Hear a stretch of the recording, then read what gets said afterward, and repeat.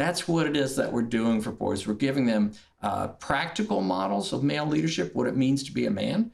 And then we're also giving this the spiritual side where they see what it means to be a godly man.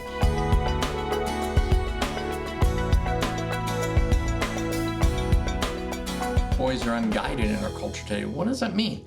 It means that they don't have male leadership that they can look up to. They're really lacking in that. 1 in 4 boys now doesn't have a father in the household. 76% of public school teachers are female. 80-something% of Sunday school teachers are female. So girls have these wonderful models of leadership, and boys are just lacking in those. And so that's something really missing. So they ask the question, what does it mean to be a man? I think about a boy out in California who's in Trail Life USA and had a single mom, and he earned our highest award, which is the Freedom Award, which is, if you ever heard of the Eagle Scout, right. This is like that, but it's more difficult and has faith elements to it. Well, he earned this highest award, and it was a huge achievement. There's only about 500 boys in the whole country who've been able to achieve that. And he stood in front of his troop, Yvette, on the night that he got that award, and he said, "I need to thank the men in this troop. You taught me how to shave, and you taught me how to love Jesus." And I thought, yeah, that's nailing it. That's what it is that we're doing for boys. We're giving them practical models of male leadership, what it means to be a man.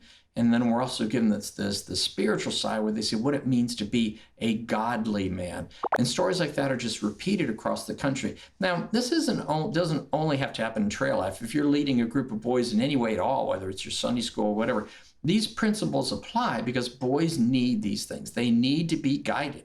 You need godly men to lead godly boys. That's why we have 17,000 volunteers across the country leading boys, because boys need godly men as an example, because there's just so few that they get to see. In your book that you have, Growing Boys into Godly Men, it says that 1 in 4 boys are raised by a single mom.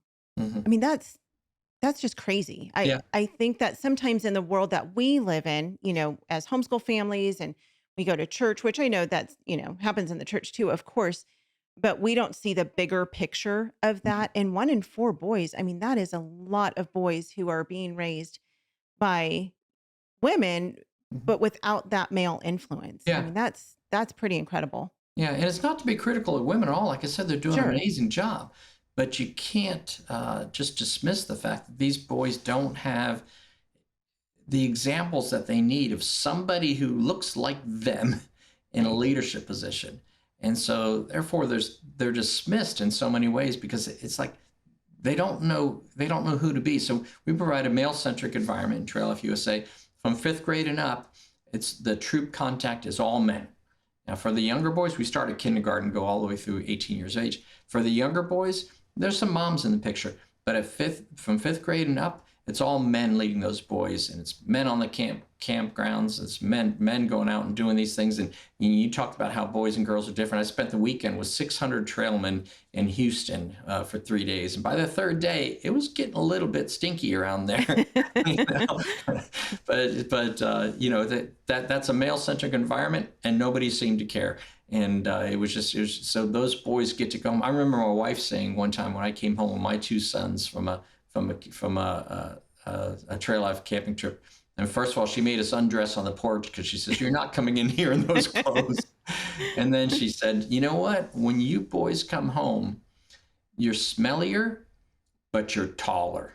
And I thought, wow, that is really something, because they've spent the weekend around boys and men. Their spine is straighter and they're standing up straighter because they're not feeling like somehow they don't fit. They're in an environment that they can identify, and they can pull themselves up to the examples that are around them. That's powerful stuff.